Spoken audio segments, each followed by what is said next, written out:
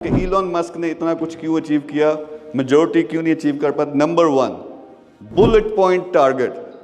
अगर आपको नहीं पता कि मैंने ज़िंदगी में क्या अचीव करना है, तड़पते रहोगे सारी ज़िंदगी, बेचैन रहोगे।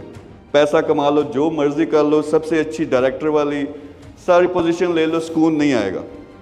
सुकून कब आता है? जो मुझे समझ आई कि उसने बनाया, वो कहते हैं जिस तरह नायब बना के भेजा है। अल्लाह ताला को क्या पसंद है? देना। नवाजता है या नहीं? उससे पसंद आता है बंदा जो देता है, लेकिन देने के लिए सबसे पहले खुद अपनी ऐसी पोजीशन होनी चाहिए कि दे सको। तो वहाँ पे मैंने क्लियर टारगेट बनाया 2030 का। इंशाल्लाह 2030 का मेरा टारगेट है $100 बिलियन वर्थ।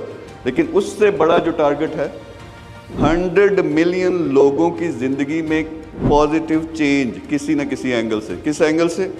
यानी वो हमारे बेशुमार, आपको पता है पाकिस्तान में, इंडिया में, पूरी दुनिया में स्टूडेंट्स हैं जो जिनको बताया घर वालों ने कि डिग्री करो, मुस्तकबिल अच्छा हो जाएगा। अब सारी डिग्रियां करके बैठे हुए हैं, लेकिन जॉब नहीं है। 25,000 की नौकरी नहीं मिलती, धक्के खाते हैं। तो उनके लिए कुछ करना।